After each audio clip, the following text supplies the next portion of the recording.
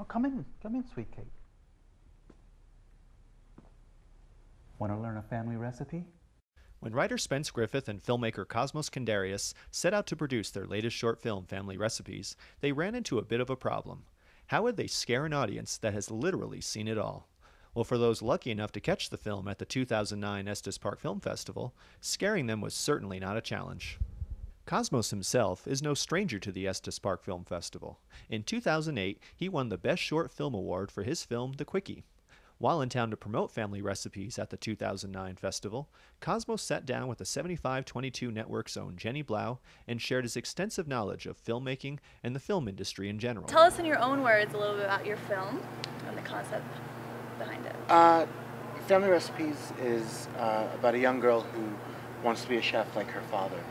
And when he passes, she finds out that people don't like her food quite as much as they liked her father's food. She's actually at risk of losing her job, and so she decides to dig into some old family recipes that she had tried to leave behind to show people that she's just as good.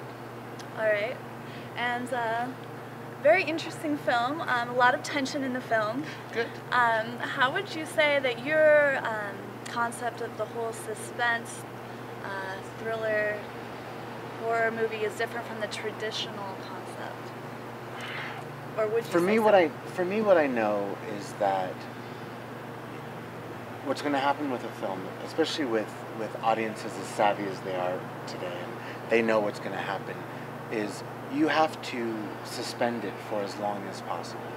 So it's a short film, and there are some thriller-esque moments, and constantly when I watch the audience watch the film, people cover their eyes expecting something to happen, and then nothing happens, and so Which they slowly uncover their eyes, and then they think something else is going to happen, so they cover their eyes. Exactly. And so it's that where you wait till the last possible moment to reveal the thrill, the monster, the scare, the blood, the killer.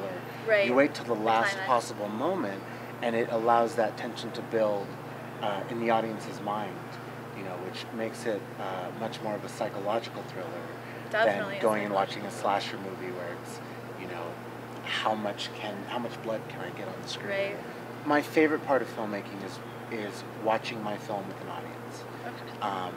And I've seen the film so many times that I actually sat there the entire film just staring back at the audience, because I know exactly what's going on the screen, but I want to see which moments work for people, and when they get scared, and when they laugh, and I like watching couples get closer together, or, people covering their eyes and things like that, because it's something I can add to my library for when I'm making my next film, and remembering, oh, this really worked well last time, I'll do something like that again. So how many films have you made? Is there a number on them? There is. I know you've been in the business for a while. I've been in the industry for a while, but as a director, Family Recipes was my second short film that I directed. I've also done, I did a television pilot, and I'm currently in pre-production on a feature film. That's so, right. You were saying you've got $10 million budget for that one? We're right around that number. It's basically it's the biggest low-budget movie you can be and still be a low-budget movie. Right. And that's kind of what we were going for. And we'll be shooting in New Mexico, southern Arizona, and northern Mexico. And so there's a lot of work that goes into that. And I know you mentioned too something about going for about 2 years where none of your actors were paid and everyone was kind of volunteering their time. Is that right? How did you go from that level to the budget level you are now? I know a lot of independent filmmakers and other people are curious about how do you go through that fundraising process? And it really all boils down to the script. Everything that has come for Coyotes, everything that's come for this feature film has been because people have really responded to the material. They've read the script, they've liked what it's about. Did you write the script? I did. They've liked what it's about, and when they come and they talk to me about what this film is going to be, as far as what my vision is for it, how it's going to look, I've been able to enroll them and get them excited about it as well. And so it's a bit of a chicken and the egg thing, because you have to have money to get actors, and the actors won't come and do the movie unless there's money already there. Right. And so, with the help of a great casting director named Nick Anderson, I was able to get my script in front of the actors that I wanted to be talking to, that I wanted to have in the film. Once they read it and they agreed to meet with me, it kind of became much easier because they were already hooked. Right. You know, now they wanted to be a part of it, whether the money was there or not, and so it made it easier to go forward and start getting crew and getting all the funding and working on distribution and things like that. So can you give us a little teaser?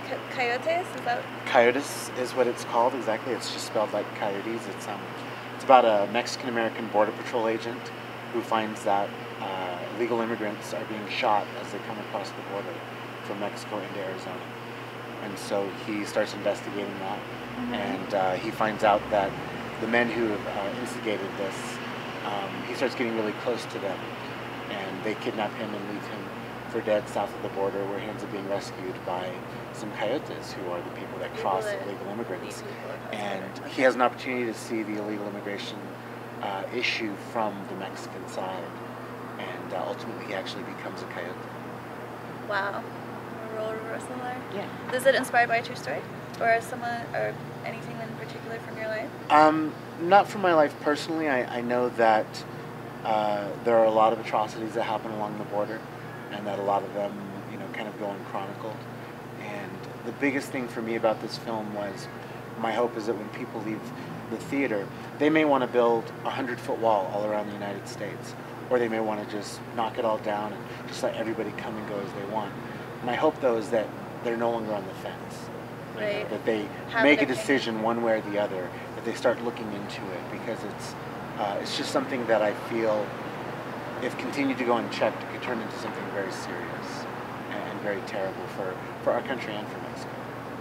It's a very interesting topic. I'm excited to see it. Do you have any anticipated end date for the filming and the production? You know, our hope is just before the summer blockbusters of next year that we'll be going out to theaters. So that's what we're working for. We will look forward to that, definitely. Any closing words on the festival up here itself, or on your film? You know, not on my film at all, but you know, this is the festival. I was here last year, and I have a lot of respect for Jeremiah and Sean and Cliff and everyone who's involved with it and runs the festival, because of all the festivals I've been to, this is one that definitely sticks with me as a place where people are really into it for the films, and to bring the independent film experience to a new audience who may not have an opportunity to see it. You know, and we have this great venue, and the fact that the festival benefits the theater and benefits the town, I just think is wonderful. So I look forward to coming back every year, whether I have a film or not. Awesome. Well, thank you so much. Thank you. Great.